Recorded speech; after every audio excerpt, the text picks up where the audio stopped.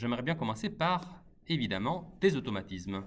Alors, les automatismes qu'on va réviser dorénavant, c'est des automatismes de première. Mais la bonne nouvelle, c'est qu'encore une fois, les automatismes de première et terminale, c'est quasiment tous les mêmes, sauf 2 ou 3 petites différences, mais je vais m'en occuper. Notamment, aujourd'hui, j'aimerais vous parler de la résolution graphique d'inéquations. C'est ça cet automatisme. Je vous le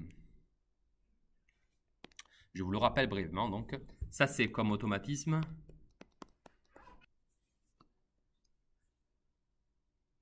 OK? Donc, qu'est-ce qu'on fait? Je vous parle de ça. Hein. Donc, ça, c'est une équation f de x supérieur ou égal à 1. Celle-là que j'ai préparée, c'est un exemple. Et après, j'en ai 3 pour vous qu'on va faire ensemble. Mais donc, celle-là, je vais vous l'expliquer après pour que vous ayez un exemple, en fait. Et puis, vous allez les faire tout seul. Alors, d'abord, celle-là. Qu'est-ce que c'est que la résolution graphique d'inéquation?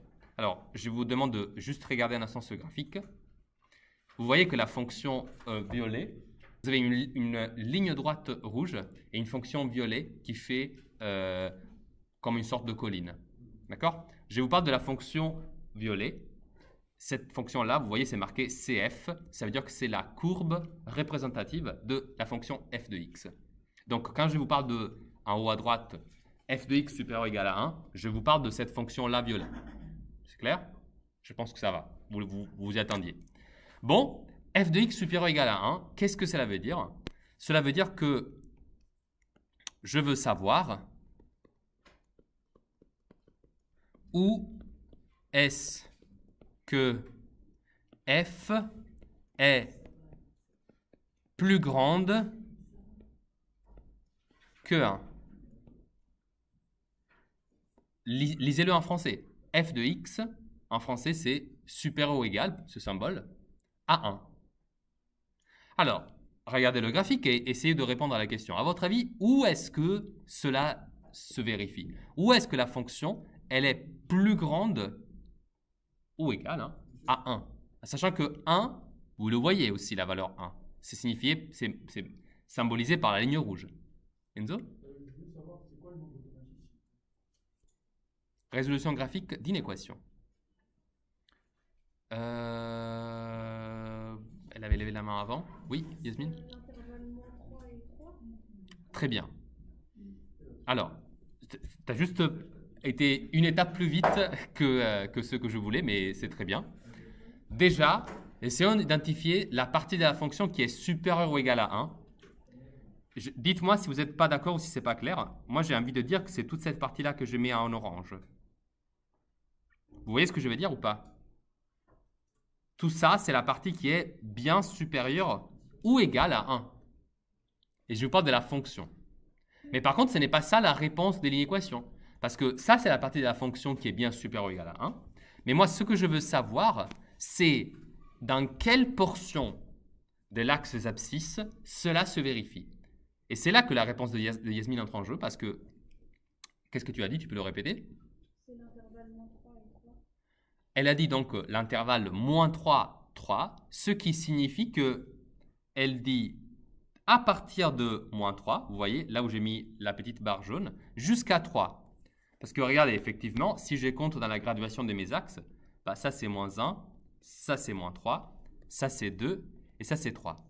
Donc partout, dans tout l'intervalle qui va de -3 jusqu'à 3, partout là-dedans, bah, ça c'est l'endroit, la géographie, disons, là où la fonction elle est bien supérieure ou égale à 1.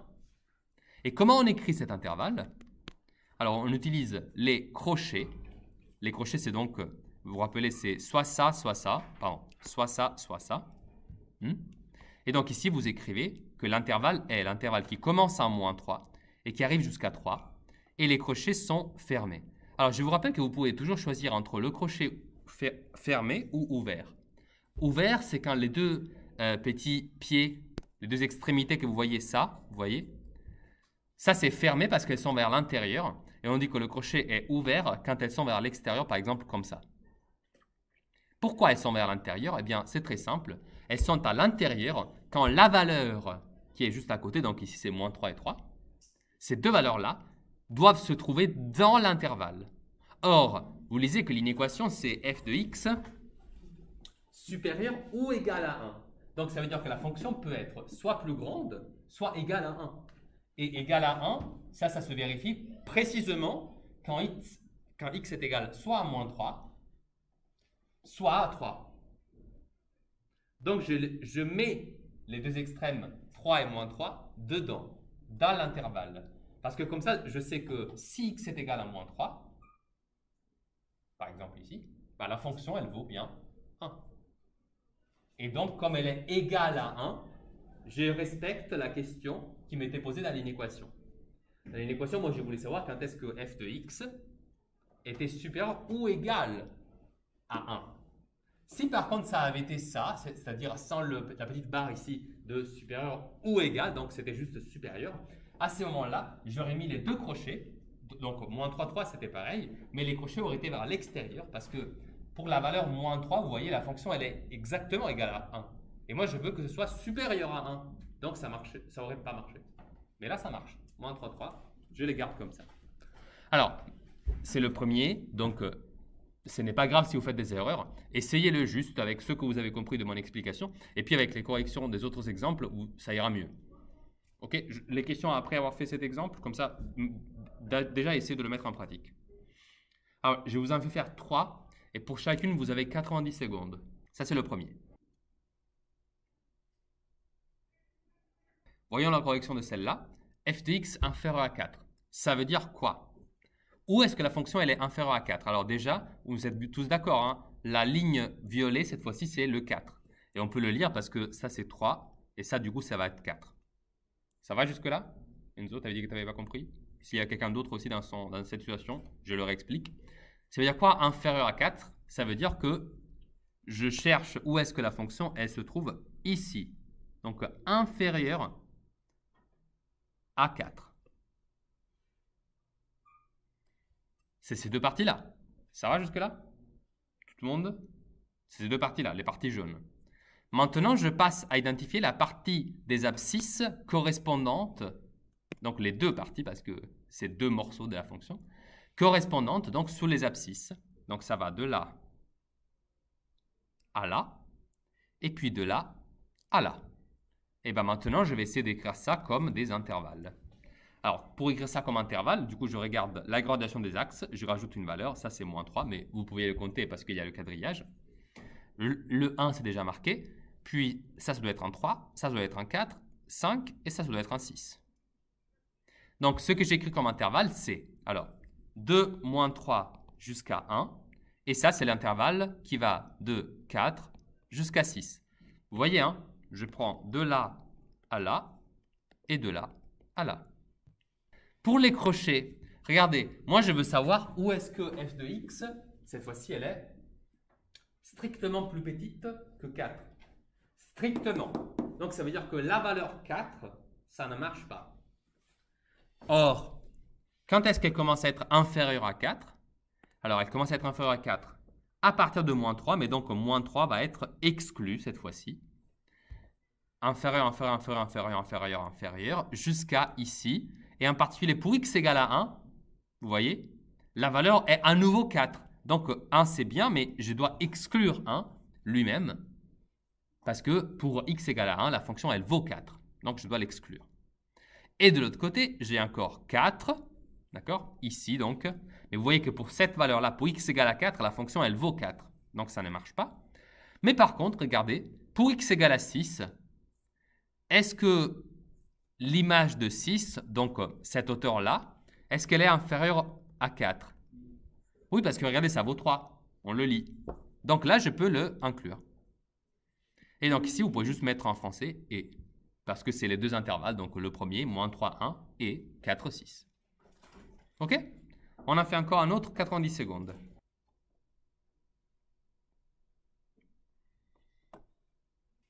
Alors, pour cette deuxième, c'est f de x supérieur ou égal à moins 2. Alors, supérieur ou égal à moins 2, ça veut dire quoi? Encore une fois, je me munis de mon jaune. Bah, en fait, moins 2, c'est la hauteur verte. D'accord? Juste ici. C'était pas indiqué moins 2, mais je pense que vous l'avez vu. Supérieur ou égal, du coup, ça veut dire à partir de là, bah, jusque tout ça, en fait. Elle est quasiment tout le temps supérieure ou égale à moins 2, sauf dans un petit intervalle au milieu. Mais nous, on veut quand même savoir où est-ce qu'elle est supérieure à moins 2. Bah, du coup, je vais être attentif et mettre tout ça Alors tout ça, je vais le marquer toujours en jaune hein, pour bien comprendre. C'est de là donc jusque là et de là jusque là. Je note les valeurs sur l'axe des abscisses qui me sert. Moins 2, moins 3, moins 4, moins 5. Tac. Et l'autre c'est 1, 2, 3, 4 et 5. Donc pour répondre à cette question, je vais écrire 2, moins 5, point virgule, jusqu'à moins 1 et de 1, point virgule, jusqu'à 5. Les crochets sont vers l'intérieur. Pourquoi? Parce que si... Pardon? Exact. Alors, déjà parce que ici, j'avais supérieur ou égal. Donc, quand c'est supérieur ou égal, en général, c'est toujours vers l'intérieur. Mais aussi parce que, comme ça, c'est un peu dur à retenir, je vous conseille plutôt d'utiliser la logique. Lisez-le en français. Moi, je veux savoir quand est-ce que f de x est supérieur ou égal à moins 2. Eh bien, si x est égal à moins 5, la fonction, elle est là. Est-ce que ça, c'est supérieur à moins 2? Ben oui, clairement, moins 2, elle est là. Donc, ouais. Ça peut être plus dubitatif quand x est égal à moins 1. Donc, je suis là. Mais là, je suis exactement à la hauteur moins 2. Donc, ça marche parce que je veux supérieur ou égal à moins 2. Pareil pour 1, où ça vaut exactement moins 2. Et pour 5, ça vaut à peu près 2,3. Donc, je suis bien. Très bien. Dernière, toujours 90 secondes. Vous l'avez juste ici.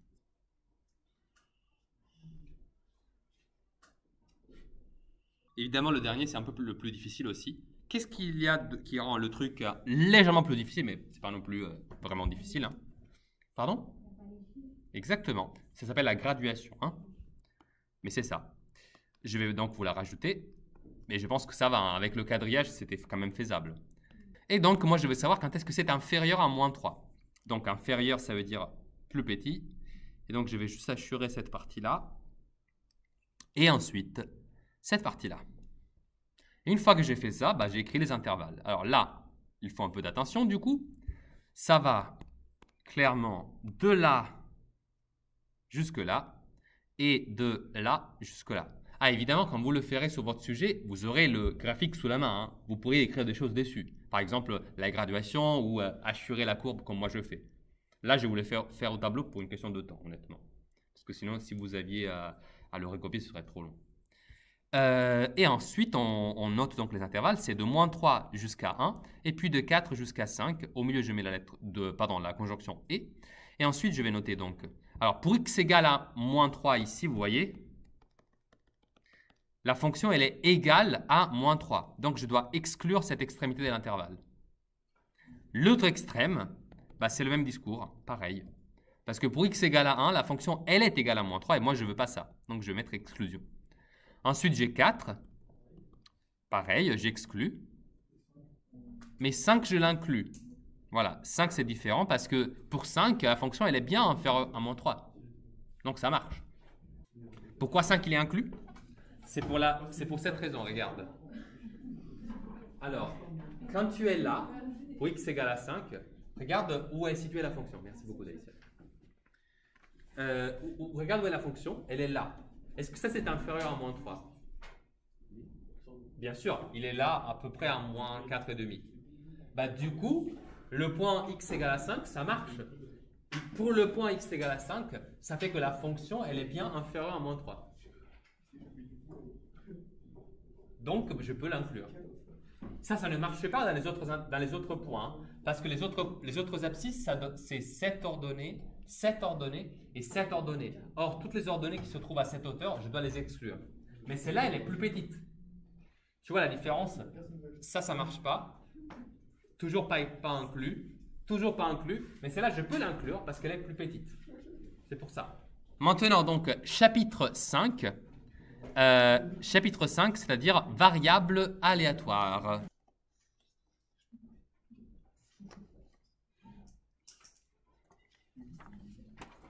Donc, de quoi on parle dans ce chapitre? Eh bien, c'est très simple. Donc, dans ce chapitre-là, on va reprendre nos vieux amis, les arbres pondérés, ceux qu'on utilisait pour faire des probabilités. Je vous propose un petit problème comme celui-là, par exemple. Lisons-le un instant. Ce n'est pas quelque chose de difficile. On a un jeu de cartes, hein. Un jeu de 52 cartes, vous les connaissez, j'imagine. J'effectue des tirages avec remise parmi ces cartes et mon but est de trouver une carte de cœur. Si je fais... Vous savez comment ils sont répartis les cartes dans un jeu de cartes 52 cartes? Non? Dans un jeu de cartes, il y a 4 symboles. Ce sont trèfle, pique, carreau et cœur. Et les 52 cartes sont réparties de façon uniforme dans ces 4 symboles. Donc il y en a exactement 13 pour chaque symbole. 13 cartes de cœur, 13 de carreau, 13 de pique et 13 de trèfle. À chaque fois, ce sont toujours les cartes numérotées de 1 à 10. Et puis il y a toujours les 3 figures, vous savez, avec la reine, le roi et le valet. Si j'effectue un tirage, à votre avis, quelle est la probabilité donc si j'effectue un tirage? Alors, ici, comme on est en train de faire un chapitre qui s'appelle les variables aléatoires, on est en train aussi d'utiliser un nouveau langage. Ici, on parle de loi de probabilité. Déjà, vous voyez l'expérience. Hein. L'expérience, c'est je pioche une carte au hasard. À votre avis, déjà, c'est quoi la probabilité de piocher une carte de cœur? Alors, je vais utiliser le symbole un cœur. À votre avis, c'est quoi la probabilité de piocher une carte de cœur? Pourquoi 1 sur 13? T'as combien de cartes au total?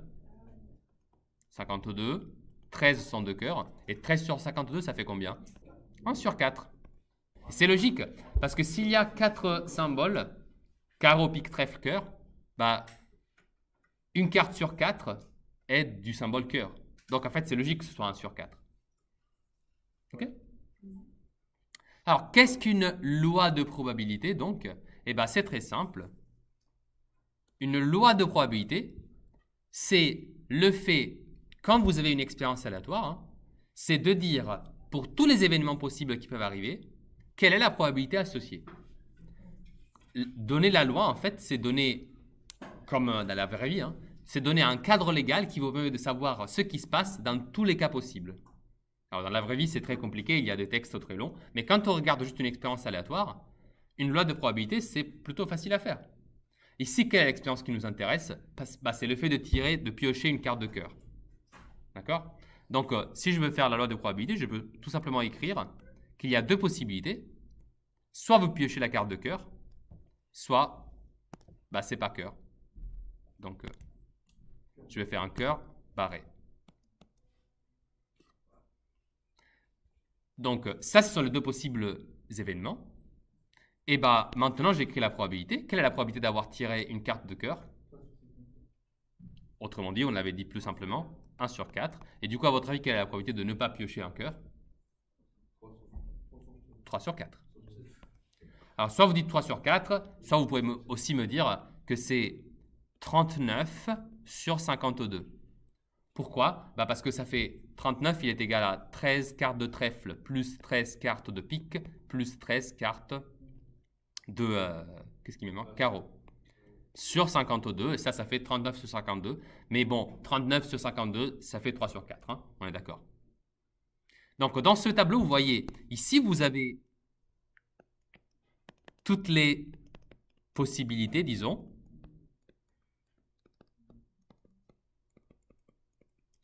Et là, vous avez toutes leurs probabilités.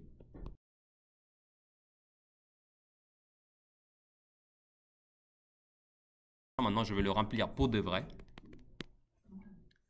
Et donc, vous pouvez aussi le remplir dans vos cahiers. D'accord? Donc, encore une fois, l'exemple, c'était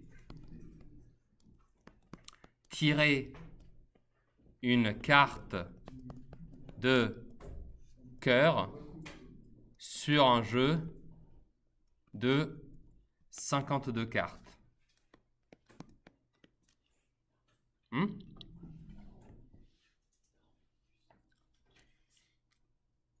Alors, comment on fait? Eh bien, qu'est-ce que j'ai écrit? Oui, non, c'est juste que c'est... Vous voyez, là, il y avait la lettre R un peu cachée. C'est parce que j'ai écrit rapidement. Tu vois? Tu vois, la lettre R, elle est là. Carte. Donc, ça, c'était l'expérience. La chose que vous faites quand vous voulez l'étudier avec les variables aléatoires, c'est que vous allez définir... Donc, je vais définir une variable aléatoire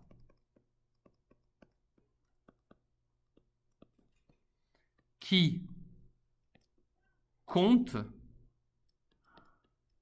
le nombre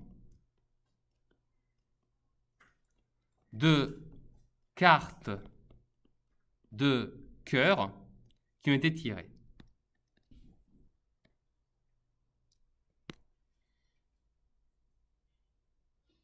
J'ai défini une variable aléatoire qui compte le nombre de cartes de cœur que j'ai tirées. Une variable aléatoire vous décomptera quelque chose. Ça sert à vous donner une information de façon directe.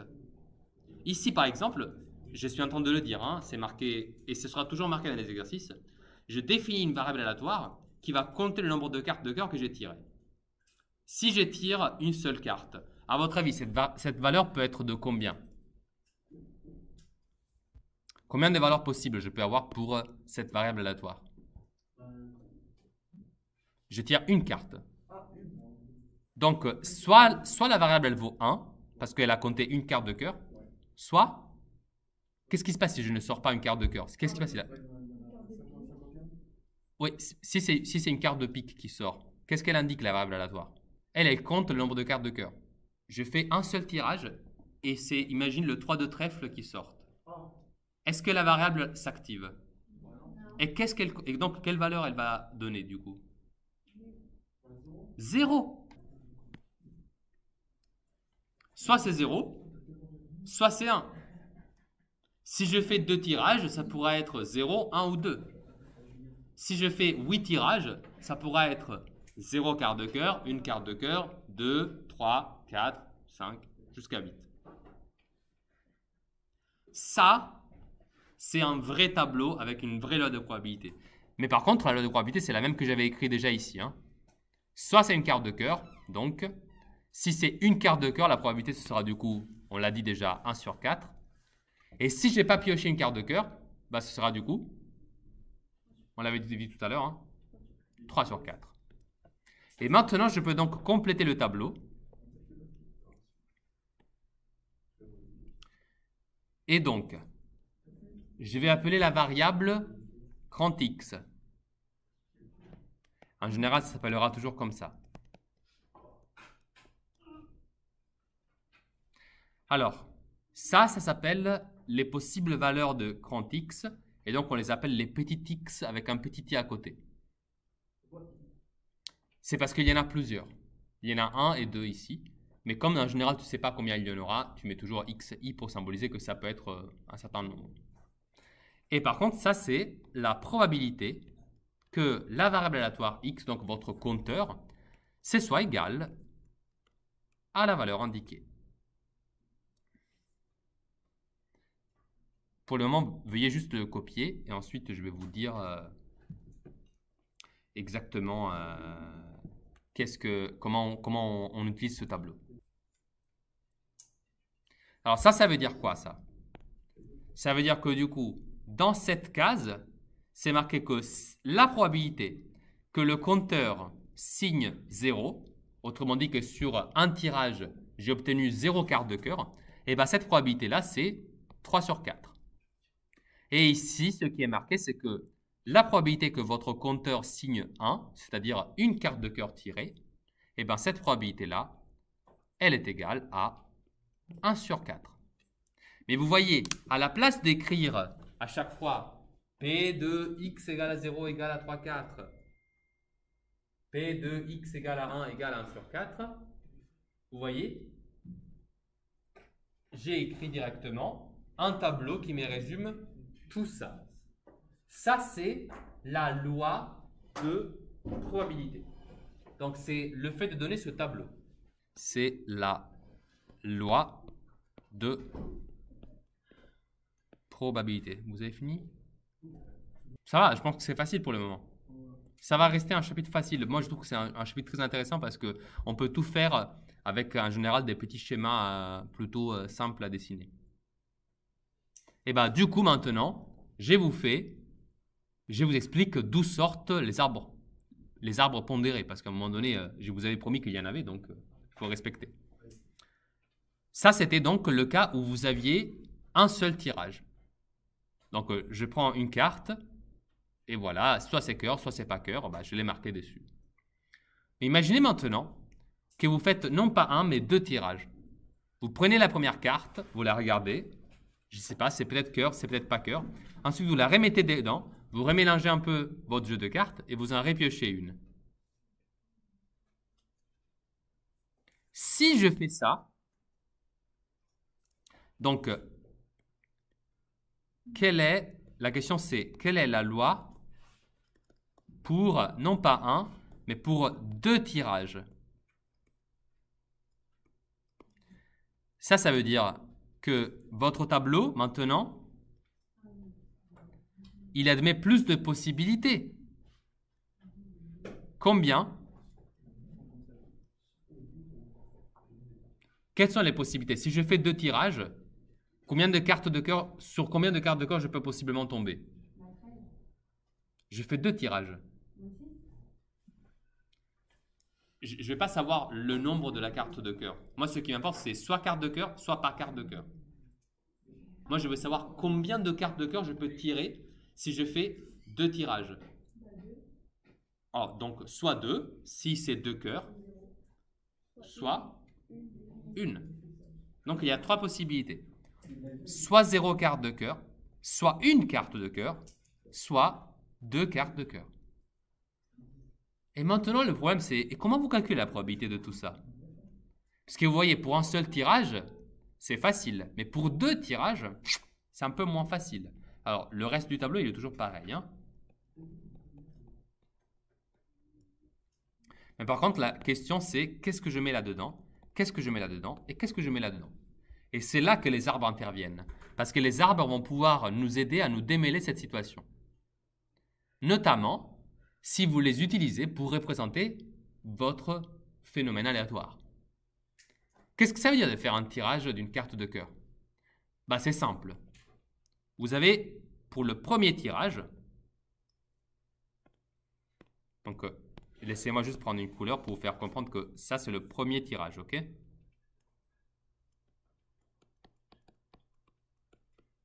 Le premier tirage, on l'avait étudié avant, hein. Si c'est une seule carte tirée, il y a deux possibilités. Soit c'est une carte de cœur, soit c'est pas une carte de cœur. Quelle est la probabilité que ce soit une carte de cœur? On l'a étudié. C'est 1 sur 4. Et quelle est la probabilité que ce soit pas une carte de cœur? Et vous vous rappelez, on avait cette règle qui disait que dans un arbre, la somme des probabilités des branches, ça doit toujours faire... La somme des probabilités des branches, ça doit toujours faire. Ok, ça c'était pour un premier tirage. Maintenant, imaginez de faire un deuxième tirage.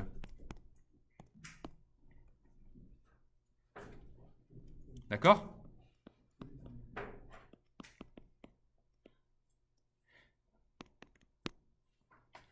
Imaginez que au bout du premier tirage, vous avez trouvé une carte de cœur. C'est possible. Et bien à ce moment-là, vous avez deux possibilités. Soit votre deuxième carte est encore une carte de cœur, soit votre deuxième carte, malheureusement, elle n'est pas une carte de cœur.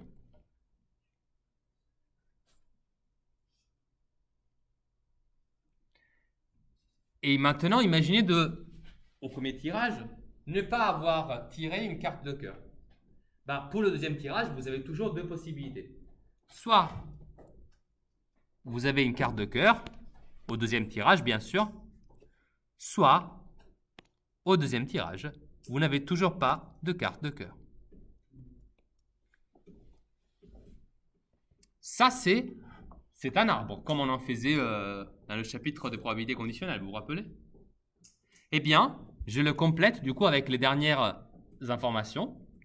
À chaque fois, la probabilité de piocher un cœur, c'est toujours 1 sur 4. La probabilité de ne pas piocher un cœur, c'est toujours 3 sur 4. La probabilité de piocher un cœur, c'est toujours 1 sur 4. Et celle de ne pas piocher un cœur, c'est toujours 3 sur 4.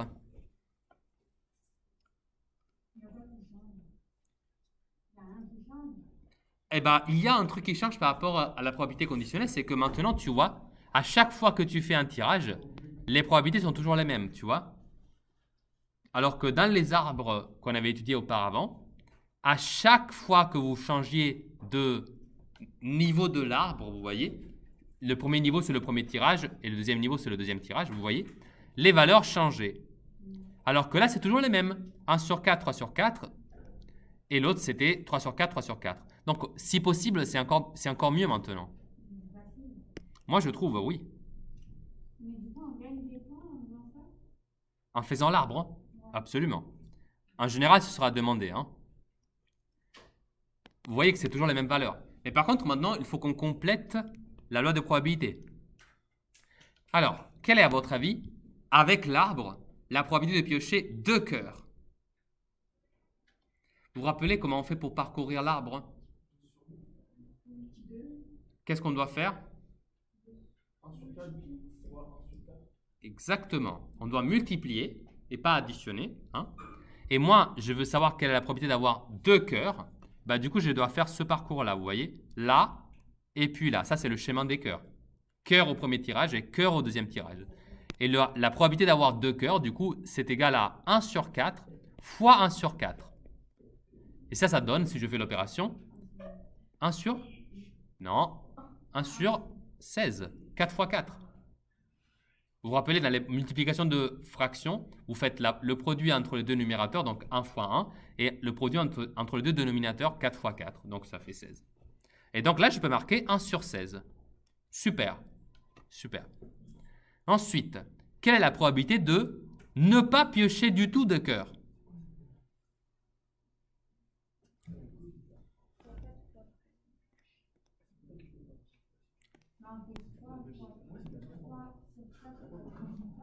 Exactement, parce que c'est ce chemin-là, du coup. J'arrive ici, et ensuite, je parcours encore une fois jusqu'à pas de cœur. Exactement, 9 sur 16. Parce que du coup, ça fait ce chemin-là 3 sur 4 fois 3 sur 4, et donc 9 sur 16.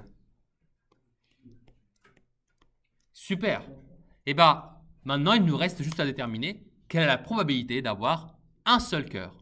On va reprendre jeudi à partir de ça. Comme moi, mon but, c'est d'aller le plus vite possible vers la fin des chapitres qu'il faut réviser et que ça fait partie des révisions. Je vous donne un seul devoir à faire pour jeudi. Regardez la dernière vidéo.